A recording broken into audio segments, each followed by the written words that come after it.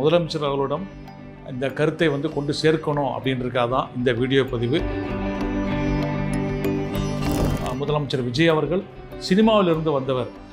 என்கிட்ட கூட ஒரு நண்பர் கேட்டார், ஏன் சார் அவர் சினிமாவிலேருந்து வந்த சினிமா துறை அவரே கையில் வச்சுருக்கலாமா சார், எதுக்கு அவர் ராஜ்மோகன் அவர்கிட்ட கொடுத்தாரு அப்படின்னாங்க. சிறுபடங்களுக்கான முன்னுரிமை கொடுக்கப்பட வேண்டும். இந்த படங்கள்லாம் ஓடுறதுக்கு என்ன பண்ணணும்? நீங்கள் நல்ல படம் எடுங்க, ஓடும். ஆக சிறுபடங்கள் தியேட்டரில் ஓடணும்னா கிளாப்டினர்களுக்கு வணக்கம்.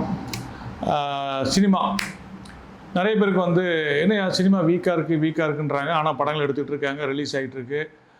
ஆனால் எந்த மேடையில் பார்த்தாலும் எங்கே பார்த்தாலும் சிறுபடங்கள் ஓடுவதில்லை, சிறுபடங்களுக்கு ஆதரவு கொடுங்கள், சினிமா நலிந்திருக்குதுன்னு பேசிகிட்டு இருக்காங்களேன்னு ஒரு பொதுவாக எல்லாருக்கும் ஒரு சந்தேகமும் அதற்கான ஒரு கொஸ்டினும் இருந்துக்கிட்டே இருக்குது. அதை தெளிவுபடுத்த போடுறதுக்கு தான் இந்த வீடியோ. அதாவது சினிமாவில் 3 விதமான படங்கள் எடுத்துகிட்டு இருக்காங்க. இது என்னுடைய பார்வையில் நான் சொல்கிறது. நம்பர் 1 அப்படின்னு எடுத்துக்கிட்டிங்கன்னா அது ஒரு ஏன்னு வச்சுக்கோங்களேன். அந்த ஏ கேடுற படங்கள்லாம் 100 கோடி, 200 கோடி, 300 கோடி, 400 கோடி, 500 கோடி கேடரில் பெரிய பட்ஜெட் படங்கள் அதெல்லாம். அடுத்தது பி. இந்த பி கேடரில் பார்த்திங்கன்னா 15 25 இல்லை 30 கோடிக்குள்ள படங்கள், அதற்கான ஹீரோக்கள், அதற்கான பட்ஜெட்டுகள்னு அது ஒரு பியாக இருக்கும். சி. இந்த சி பார்த்திங்கன்னா இதான் 1.5 கோடியிலிருந்து 5 கோடி ரூபாய்க்கு எடுக்கக்கூடிய படங்கள் இருக்கக்கூடிய வரிசைகள். இந்த 1.5 கோடிக்கும் கீழே 40, 70, 1 கோடி இந்த மாதிரியான பட்ஜெட்டில், 40னா லட்சங்கள் சொல்லுது, 40 லட்சங்கள், 75 லட்சங்கள், 1 கோடியில் படக்கூடிய ஒரு கேடர் இருக்குது. அது அதுக்கு டின்னு செக்ஷன் வச்சுக்கோங்களேன். பட் நம்ம டியை பற்றி பேச போகல. ஏன்னா அதில் வரக்கூடிய படங்கள் ரொம்ப அபூர்வமாக, ரொம்ப ரேராக அப்படிப்பட்ட படங்கள் ஒரு அவார்டு வாங்கியோ இல்லை அந்த கண்டென்ட் நல்லா இருந்து அந்த படம் ரொம்ப ரேராக ஓடிடி ரிலீஸ் ஆகி பேசக்கூடிய படங்களாக இருக்குமே தவிர, அது வெகுஜன படங்களாக ரிலீஸ் ஆகக்கூடிய ஒரு கடலில் வர்றது ரொம்ப அபூர்வம். ஸோ நம்ம இந்த 3 பிரிச்சுக்கிறோம். இப்படி பிரிக்கும் பட்சத்துக்கு இந்த சீன்னு சொன்னோம் இல்லையா, இந்த சி செக்ஷனில் வரக்கூடிய அந்த 1.5 கோடியிலேருந்து 5 கோடி இல்லை 6 கோடி இருக்கக்கூடிய படங்கள் மட்டும்தான் இன்றைக்கி தமிழ் சினிமாவில் எடுக்கப்படுற படங்களில் 80% ஆஃப் படங்கள் இந்த பட்ஜெட் தான் எடுக்கிறாங்க. மீதி 10% படங்கள் அந்த 15 கோடியிலேருந்து 20 கோடி அல்லது 15 கோடியிலேருந்து 30 கோடிக்குள்ளே எடுக்கிற படங்கள். அதுக்கு மேலே எடுக்கக்கூடிய அந்த நான் சொன்ன ஏ செக்ஷன், அந்த ஏ செக்ஷன் 100 கோடியிலேருந்து 500 கோடி இருக்கிற படங்கள் மெகா பட்ஜெட் படங்கள். இப்படி 3 கேடரில் படம் எடுத்துகிட்டு இருக்காங்க. இதில் இந்த மெகா பட்ஜெட் படங்கள், அதாவது நான் சொன்ன அந்த செக்ஷன் ஏ இருக்கிற 100லேருந்து 500 கோடிக்குள்ளே வரக்கூடிய பட்ஜெட்டில் இருக்கக்கூடிய படங்கள் எல்லாமே வெற்றி பெற்ற காம்பினேஷன் தான் இருக்கும். டைரக்டர் ஆகட்டும், ஹீரோக்கள் பொதுவாகவே வெற்றி பெற்ற ஹீரோக்கள் தான் அந்த பட்ஜெட்டில் படம் பண்ணுவாங்க. அவங்களோட சேரக்கூடிய காம்போ டைரக்டர்ஸ் அன்னைக்கு கரண்ட்டில் வெற்றி கொடுத்த டைரக்டர் வச்சு தான் அந்த படம் பண்ணுவாங்க. அஃப்கோர்ஸ் மியூசிக் டைரக்டர், மற்ற டெக்னீஷியன் எல்லாமே பெரிய லீடிங் படத்தில் lead cameraman, lead music director அவங்கள தான் அந்த காம்போவில் சேர்ப்பாங்க. இந்த டைரக்டர் காம்போ எப்படி செலக்ட் பண்ணுறாங்கன்னா, இந்த ஃபார் எக்ஸாம்பிள் இந்த 1.5 கோடியிலேருந்து 6 கோடி ரூபாய்க்கு ஒரு படம் எடுக்கிறாங்க இல்லையா கேடரு, அதான் சொன்னேன் 80% படங்கள் அதில் தான் எடுத்துகிட்டு இருக்காங்கன்னு. அந்த படங்களில் 25க்கு ஒரு படம் ஹிட் அடிக்கும். அந்த 25க்கு ஒரு படம் ஹிட் அடித்தோடனே அந்த டைரக்டரை அந்த பெரிய பட்ஜெட் படம் பண்ணக்கூடிய கம்பெனிஸோ அந்த ஹீரோஸோ அப்படியே லாபக்கா கொத்தி எடுத்துகிட்டு போய் அவங்கள 100 கோடி ரூபா 200 ரூபா படத்தை பண்ண வைப்பாங்க. அந்த படத்தை அந்த டைரக்டர் ஹிட் கொடுத்தாருன்னா அதுக்கப்புறம் 300, 400, 500 கோடிக்கு போய் அவர் ஒரு பெரிய லைம்லைட் டைரக்டர் ஆகி, அதுக்கப்புறம் அவர் சவுத் இந்தியாவில் பேசுகிற டைரக்டர் ஆகி, அப்புறம் அவர் இந்தியா முழுக்க பேசுகிற டைரக்டர் ஆகி அப்படி போயிடுவார். ஒருவேளை அந்த டைரக்டரு இந்த 1.5 கோடியிலேருந்து 6 கோடி படம் பண்ண டைரக்டராக அந்த ஹிட்டு கொடுத்ததுக்கப்புறம் அவர் தூக்கிட்டு போய் அந்த 100 கோடி 200 ரூபாய்க்கு படம் பண்ணும்போது அந்த படம் சப்போஸ் மிஸ்ஃபயர் ஆகி போச்சுன்னா அவர் அடுத்த நேரம் எங்கே வந்துடுவார்னா, இந்த 15 30 கோடி ரூபா படம் பண்ணுற ஹீரோக்கள் இருக்காங்களே அவங்களோட சேர்ந்து அடுத்த ஒரு காம்பினேஷனில் படம் பண்ண ஆரம்பிப்பார். ஏன்னா அவர் 1.5 கோடியிலேருந்து 6 கோடி ரூபாய்க்கு பட்ஜெட்டில் பண்ணுறப்போ அவருடைய ஸ்டஃப் நல்லா தெரிஞ்சது, கண்டென்ட் ஓரியண்டாக பண்ணார். அவர் அப்படியே தூக்கிட்டு போய் பெரிய பட்ஜெட் படம் பண்ண வச்சுட்டாங்க. அதனால் அவருக்கு பெரிய ஹீரோ வச்சு ஹேண்டில் பண்ண தெரில. ஸோ அவர் அது மிஸ்ஃபயர் ஆகிடுச்சு, அவர் நல்லா ஸ்டஃப்பான ஆள் தான்னு சொல்லி அவர் அந்த 15 கோடியிலேருந்து 30 கோடி ரூபா படம் பண்ணக்கூடிய அந்த ஹீரோக்கள் இவரோட காம்பினேஷன் படம் பண்ணுவாங்க. அதில் ஹிட் அடிச்சிட்டாருன்னா மீண்டும் அவருடைய சர்க்கிள் ஸ்டார்ட் ஆகும். அப்படி இல்லைன்னா அந்த டைரக்டர் கொஞ்சம் கேப் ஆகி அடுத்து மீண்டும் அவர் இந்த 1.5 கோடியிலேருந்து 6 கோடி படம் பண்ண முயற்சிகள் தான் ஆரம்பிப்பார். இந்த சர்க்கிள் தான் போயிட்டு இருக்குது சினிமாவில். இது என்னுடைய பார்வையில் நான் கணிச்ச கணிப்புன்னு வச்சுக்கோங்க. இப்படி இருக்கும் சமயத்தில் அப்போ சினிமாவில் எந்த படங்களை அதிகமாக தயாரிச்சிட்டு இருக்காங்க? இந்த 1.5 கோடியிலேருந்து 6 கோடி ரூபாய்க்குள்ள வரக்கூடிய 80% படங்கள் இதை வச்சு தான் சினிமா இண்டஸ்ட்ரி ஓடிட்டு இருக்குது. இதைத்தான் ஸ்மால் பட்ஜெட் படங்கள்னு சொல்கிறாங்க. இந்த படங்களை ஒர்க் பண்ணக்கூடிய லைட்மென்ஸு, அதுக்கப்புறம் வந்து ப்ரொடக்ஷன், அதாவது சாப்பாடு போடுறவங்க, அப்புறம் ஆர்ட் டிபார்ட்மெண்ட்டுன்னு சொல்லக்கூடிய அந்த கலை அரங்கங்கள் அமைக்கக்கூடிய அந்த தொழிலாளர்கள், அதில் கார்பெண்டர்ஸும் அடக்கம். அதுக்கப்புறமா வந்துட்டு டிரைவர்ஸு, மேக்கப்பு, காஸ்டியூமர்ஸு, இப்படிலாம் ஒர்க் பண்ணுற அந்த கிராஃப்ட் சேர்ந்தவங்க எல்லாருக்குமே ஒரே சம்பளம் தான். அவங்க 1.5 கோடியிலேருந்து 6 கோடி ரூபா படம் பண்ணாலும் அவங்களுக்கு ஒரே சம்பளம் தான். அவங்க 15 கோடியிலேருந்து 30 கோடி ரூபா படம் பண்ணாலும் இதே சம்பளம் தான். 100 கோடியிலேருந்து 500 ரூபா படம் பண்ணாலும் அந்த கிராஃப்டில் இருக்கவங்களுக்கு அதுதான் சம்பளம். என்ன ஒரு வித்தியாசம்னா, இந்த சின்ன பட்ஜெட் படங்கள், அதாவது நான் சொன்னேன் இல்லையா, அந்த சி செக்ஷனில் வரக்கூடிய படங்கள் வந்து ஒரு 35 நாள் எடுக்கிறாங்க அப்படின்னா, பெரிய படங்கள் 100 கோடி ரூபா 200 ரூபா இருக்கிற படங்கள் 120 நாள் எடுப்பாங்க. ஸோ அந்த 120 நாளுக்கான அவங்களுக்கு வந்து வேலை இருக்கும், அதற்கான சம்பளம் அவங்களுக்கு கிடைச்சுமே தவிர. ஆனால் சம்பளன்றது அதான், ஒரு நாளைக்கு அந்த 8 மணி நேர காட்சிக்கு உங்களுக்கு அந்த சின்ன பட்ஜெட் படங்களுக்கு என்ன சம்பளமோ அதுதான் 100 கோடியிலேருந்து 500 கோடி எடுக்கிற படங்களுக்கும் அதே சம்பளம் தான். 15 கோடியிலேருந்து 30 கோடி ரூபா இருக்கக்கூடிய படங்களுக்கும் அதே சம்பளம் தான். ஸோ ஒர்க்கர்ஸை பொறுத்த வரைக்கும் அவங்களுக்கு சம்பள விகிதாச்சாரம் மாறாது, ஒர்க்கிங் டேஸ் மாறும். இப்படியான ஒரு சூழலில் தான் அவங்க ஒர்க் பண்ணிகிட்டு இருக்காங்க.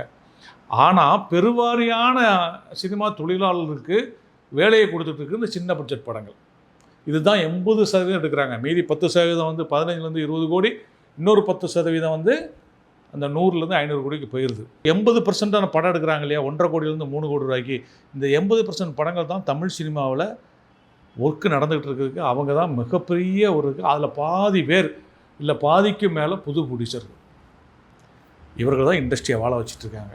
அப்போது தமிழ் இண்டஸ்ட்ரி நல்லபடியாக சினிமா இண்டஸ்ட்ரி ரன்னிங் ஆகணுன்னா என்ன ஆகும்? இந்த சிறு பட்ஜெட் படங்கள் இன்னும் அதிகமாக எடுக்க ஆரம்பிக்கணும். சிறு பட்ஜெட் படங்கள் எடுக்கிறதுக்கு தயாரிப்பாளர்களுக்கு தன்னம்பிக்கை வரணும். சிறு பட்ஜெட் படங்களும் அவங்களுக்கு லாபத்தையோ இல்லை அட்லீஸ்ட் பிரேக் ஈவன் சொல்லக்கூடிய போட்ட காசு வந்தால் போதும் அப்படின்ற நிலைமையை உருவாகணும். இதுக்கு என்ன ஆகணும்? அந்த சின்ன பட்ஜெட் படங்கள் ஓடணும். படம் தரமாக இருந்தால் ஓட போகுதுங்க, அதுக்கேங்க நீங்கள் வந்து படத்தை தரமாக எடுங்க, கண்டென்ட் நல்ல கண்டென்ட்டாக எடுங்க அப்படின்னு பேசுகிற ஒரு கூட்டம் இருக்க தான் செய்யுது. படத்தை தரமாக எடுத்தாலும், அதை கண்டென்ட் ஓரியன்டாக எடுத்தாலும், அதற்காக உருக்கி அந்த படத்தை எடுத்து கொடுத்தா கூட அந்த படத்தில் தேட்டரில் ஓடுறதுக்கு குறைந்தபட்சம் 1 வாரம் ஓடினா தான் அந்த படத்துடைய தரம் என்னன்னே தெரியும். ஒரு நாளைக்கு ஒரு ஷோ மால் தேட்டர்ஸில் சொல்கிறேன், தட் மீன்ஸ் வந்து மல்டிப்ளெக்ஸ் தேட்டரில் சொல்கிறேன், ஒரு நாளைக்கு ஒரு ஷோ இல்லை 2 ஷோ கொடுக்கப்பட்டு அதுவும் 2 நாள் 3 நாள் தூக்கப்பட்டால் அந்த படத்தினுடைய குவாலிட்டியே என்னன்னு தெரியாமல் போயிடும், அந்த படத்துடைய தரம் என்னன்னு தெரியாது, அந்த படத்தில் என்ன கண்டென்ட் சொல்லியிருக்காங்களோ வெளியே தெரியாமல் போயிடும். ஆக அந்த படம் ஒரு வாரம் அட்லீஸ்ட் ஒரு 4 நாளாவது அந்த படம் ஓடினா மட்டும்தான் அந்த படத்தினுடைய தரம் என்ன, அந்த படத்துடைய கண்டென்ட் என்ன, அதை மக்கள் எந்தளவுக்கு ரசிக்கிறாங்கன்றது வரும். எல்லாராலையும் சோசியல் மீடியாக்களையும் இன்ஸ்டாகிராமில், அதாவது சோசியல் மீடியாக்கள் குறிப்பாக இன்ஸ்டாகிராம் சேர்த்தா அதில் வந்து பப்ளிசிட்டி பண்ணி பம்ப் பண்ண முடியாது, ஆக்கில் வச்சு அதை பேச வைக்க முடியாது. அந்த மவுத் டாக் ஆட்டோமேட்டிக்காக க்ரியேட் ஆனால் அந்த படம் ஆடியன்ஸு போய் சேரத்துக்கு குறைஞ்சபட்சம் ஒரு 4 நாளாக தேவைப்படும். சென்னையை தாண்டி இருக்கக்கூடிய மற்ற ஏரியாக்களில் ரெகுலர் ஷோ அப்படின்னு ஒரு 3 ஷோ 4 ஷோன்னு ஓடுறதும் கிடையாது. சின்ன பட்ஜெட் படங்களுக்கு 2 ஷோ தான் கொடுப்பாங்க, இன்னும் 2 ஷோ வேறு படம் போட்டுருவாங்க. இப்படியால சூழலாம் அந்த படங்கள் வந்து ரிலீஸ் ஆகிட்டு இருக்கு. அப்போ சிறு படங்கள் நல்லபடியாக ஓடி 25 படங்களுக்கு ஒரு படம் தான் ஹிட் அடிக்குதுன்னு சொல்லியிருக்கேன். ஆனால் 25 படங்களில் குறைஞ்சபட்சம் 5 படங்களாவது பிரேக் ஈவன் ஆகணும், போட்ட காசு எடுக்கணும்னா அந்த படங்கள் தேட்டரில் மினிமம் ஒரு 1 வீக்லேருந்து 10 டேஸ் ஓடணும். அதற்கு தேட்டர்களில் வந்து அதுக்கு இடம் கொடுக்கணும். நல்ல படம் வந்து ஆடியன்ஸ் வரப்போகிறாங்க, கூட்டம் வரல, என்ன பண்ணுறது அப்படின்னு அடுத்த ஷோவில் தூக்குறது மல்டிப்ளெக்ஸ்னால் கரெக்டாக இருக்கலாம். ஆனால் வெளிப்புறங்களில் வந்து, அதாவது சென்னையை தாண்டினா மற்ற ஊர்களில் அந்த படங்களுக்கு ஆடியன்ஸ் கொஞ்சம் கொஞ்சமாக வரத்தான் செய்வாங்க. இப்படி பல படங்கள் ப்ரூவ் பண்ணியிருக்குது. ஆக சிறு படங்கள் தேட்டரில் ஓடணும்னா அந்த சிறு படங்களுக்கான முன்னுரிமை கொடுக்கப்பட வேண்டும். ஒரு சிறு படங்கள் இந்த டேட்டில் முதல் தேட்டரில் 2 வாரம், இந்த படம் வாரத்துக்கு 2 வாரம் சிறு படங்கள் மட்டும்தான் ரிலீஸ் ஆகும். அது ரிலீஸ் ஆகப்போ ஆப்போசிட்டில் பெரிய படங்கள் வராது அப்படின்ற ஒரு நிலைமை வரணும். இல்லை சிறு படங்கள் மட்டுமே ரிலீஸ் ஆகிறதுக்கு மினி தியேட்டர்ஸ் உருவாகணும். இப்படிப்பட்ட ஒரு விஷயம் வந்தால் மட்டும்தான் சிறு படங்கள் வந்து தயாரிப்பாளர்கள் இன்னும் அதிகரிப்பாங்க, சிறு படங்கள் எடுக்கலான்னு ஒரு தன்னம்பிக்கை வரும். சிறு படங்கள் தான் சினிமாவில் அதிகமாக எடுத்துகிட்டு இருக்காங்கன்னு அந்த வீடியோ ஆரம்பத்திலே சொன்னேன். இதற்கெல்லாம் அரசாங்கம் வந்து ஒரு வழி பண்ணணும். ஸோ இன்றைக்கு புதிய அரசாங்கம் மாண்புமிகு தமிழக முதல்வர் விஜய் அவர்களால் இன்றைக்கு கட்டமைக்கப்பட்டிருக்கிறது. ராஜ்மோகன் வந்து சினிமா துறைக்கு வந்து அவர் வந்து மினிஸ்டராக நியமிக்கப்பட்டிருக்கிறார். மாண்புமிகு அமைச்சர் ராஜ்மோகன் அவர்கள் சினிமா துறை மீது அதிக கவனம் செலுத்துவார்னு எனக்கு ஒரு நம்பிக்கை இருக்குது. ஏன்னா விஜய் சார் சொன்னார், இங்கே நான் தான் சென்டர், நான் டிசைட் பண்ணுறது தான் எல்லாமேன்றத அவர் பதவியேற்பு அழகாக சொன்னார். முதலமைச்சர் விஜய் அவர்கள் அந்த சொன்ன ஒரு வார்த்தை வந்து மிக அருமையான ஒரு தன்னம்பிக்கையை வந்து அதை பார்த்துட்டு இருக்கிற மக்களுக்கு ஏற்படுத்துச்சு. ஆகா, ஒரு முதலமைச்சர் இங்கே நான் தான் சென்டர், இங்கே என்னை மீறி எதுவுமே நடக்காது, நான் எல்லாத்தையும் என்னுடைய கண்காணிப்பில் நடக்குங்கிறத அழகாக தன்னுடைய பதவியேற்பு விழாவில் சொன்னார். அந்த பதவியேற்பு விழா முடிஞ்ச அந்த ஸ்பீச்சில் சொல்லியிருக்காரு. ஸோ நிச்சயமாக அவர் நிறைய விஷயங்கள் பண்ணுவார், மக்கள் எதிர்பார்ப்போடு இருக்கிறாங்க. அதுலேயும் குறிப்பாக சினிமா துறையில் இருக்கிறவங்க இருக்கிறாங்க. ஏன்னா சினிமா துறையில் எந்த அரசை வந்து சினிமா துறை மகிழ்ச்சியுடன் உண்மையான மகிழ்ச்சியுடன் ஆராதிக்கிறதோ அந்த அரசு வந்து மிகப்பெரிய வெற்றி பெற்ற அரசு. மற்றபடி சினிமாவை கபலீகரம் பண்ணக்கூடிய பல ஜெயண்டுகள் வந்து சினிமாவை வந்து கபலீகரம் பண்ணி அவர்கள் படங்கள் மட்டும் ரிலீஸ் ஆகும், வேறு படங்கள் ரிலீஸ் ஆகாமல் இருக்கிறதும், அவங்க படம் ரிலீஸ் ஆக ஓடிட்டுருக்க படங்கள் எடுக்க சொன்ன அந்த விஷயங்கள் நடக்கும்போது சினிமாக்குள் இருக்கவங்களை கொந்தளித்து மனம் வெதிப்பிருப்பாங்களே தவிர வெளிப்படுத்த முடியாமல் புழுங்கிட்டு இருக்கும்போது அதற்கான ஒரு தர்மத்தின் விதி அப்படிங்கிற மாதிரியான விஷயம் எங்கே நடக்கும்னா அது வந்து கடந்த காலங்களில் அவர்களுடைய ஆட்சிகள் மாறி இருக்கின்றன. அதற்கு காரணம் ஒரு வகையில் சினிமாவுக்கு அவங்க எதுவுமே செய்யாமல் விட்டுட்டு போன விஷயங்கள் தான். நமது புதிதாக வந்திருக்கும் முதலமைச்சர் விஜய் அவர்கள் சினிமாவிலிருந்து வந்தவர். என்கிட்ட ஒரு நண்பர் கேட்டார், ஏன் சார் அவர் சினிமாவிலேருந்து வந்த சினிமாத்துறை அவரே கையில் வச்சுருக்கலாமா சார், எதுக்கு அவர் ராஜ்மோகன் அவர்கிட்ட கொடுத்தாரு அப்படின்னாங்க. அது ரொம்ப சிம்பிளுங்க. ஏன்னா சினிமாவில் வந்து எந்த விஷயத்தை பேச ஆரம்பித்தாலும் 1 மணி நேரத்தில் முடிய வேண்டிய விஷயம் ஒரு மீட்டிங்னு உட்காந்தாங்கன்னா அது 3 மணி நேரம் இழுக்கும். ஏன்னு கேட்டிங்கன்னா எல்லாருமே புத்திசாலிகள், எல்லாருமே கலைஞர்கள்னாலே அங்கே ஆட்டோமேட்டிக்காக ஈகோன்ற ஒரு விஷயம் வரும். ஸோ வந்து ஒரு விஷயத்தை பேசும்போது முன்ன பின்ன கருத்து பெருமாட்டத்தில் டைம் இழுத்து ஒரு விஷயம் கன்க்ளூஷன் வர்றதுக்கே டைம் ஆகும். அவ்வளோ டயத்தை ஒரு முதலமைச்சராக திரு விஜய் அவர்களால் அதை செலவழிக்க முடியாதுன்றதால ராஜ்மோகனுங்கிறவரை அதுக்கு போட்டிருக்காரு. ராஜ்மோகன் ஒன்றும் சினிமா தெரியாதல்ல, அவர் நடிகராக இருந்திருக்கிறாரு, அவர் விஜயாக இருந்திருக்காரு, ஆஜியாக இருந்திருக்காரு, அவர் சினிமாவில் பல நடிச்சிருக்கிறாரு. இன்னும் சொல்ல போனால் ஸ்கிரிப்ட்லாம் அவர் உட்காந்துருக்காரு, அவருக்கு சினிமா பற்றி எல்லாமே தெரியும். ஸோ சரியான ஒரு நபர் தான் மாண்புமிகு அமைச்சர் திரு ராஜ்மோகன் அவர்கள் வந்து சினிமா துறைக்கு வந்திருக்கிறதுங்கிறது என்னுடைய கருத்து. ஸோ நிச்சயமாக அவர் சினிமாவை அனலைஸ் பண்ணி அது அவங்களோட சம்மந்தப்பட்ட கூட உட்காந்து அளவலாவி பேசி கரெக்டான பாயிண்ட்டை மாண்புமிகு முதலமைச்சர் திரு விஜய் அவர்கிட்ட கொண்டு போய் சேர்த்து அவர் விஜய் சார் அவர்கள் வந்து கொடுக்கக்கூடிய முதலமைச்சர் அவர்கள் வந்து கொடுக்கக்கூடிய அந்த கருத்தை கரெக்டாக கேதர் பண்ணி சினிமாவுக்கு நல்லது செய்வார். எனக்கு அதிகபட்ச நம்பிக்கை இருக்குது. ஏன்னா என்னுடைய நண்பர் என்கிட்ட கேட்ட மாதிரி விஜய் அவர்கள் முதலமைச்சர் விஜய் அவர்கள் சினிமாவிலிருந்து சென்றவர், கண்டிப்பாக சினிமாவுக்கு ஒரு நல்லதை ஒன்று செய்வார் அப்படின்னு சினிமாவில் எதிர்பார்த்துக்கிட்டு இருக்குது. அதுவும் குறிப்பாக இந்த சிறு முதலீட்டு படங்கள் நமக்கு முதலமைச்சர் அவர்கள் என்ன செய்வார்கள் எதிர்பார்த்துக்கிட்டு இருக்குது. ஏற்கனவே பல வருடங்களாக சிறு பட்ஜெட் படங்களுக்கு மானியம் கொடுத்துக்கிட்டு இருந்தாங்க. அந்த மானியம் இன்னும் கொடுக்கப்படவில்லை. கடந்த சில ஆண்டுகளாக அது வந்து அப்ளிகேஷன் கொடுத்து அப்படியே பெண்டிங்கில் இருக்குது.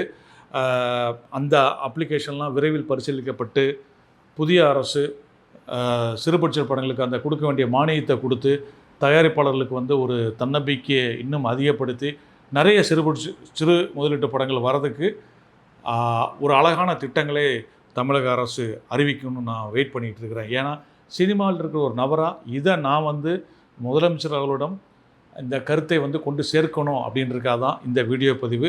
மாண்புமிகு முதலமைச்சர் விஜய் அவர்களும் மாண்புமிகு அமைச்சர் திரு ராஜ்மோகன் அவர்களும் இந்த கருத்தில் எடுத்துக்கொண்டு நிச்சயமாக தமிழ் சினிமாவை ஒரு மறுமலர்ச்சி பாதைக்கு திருப்புவார்கள் என்று நம்புகிறேன்.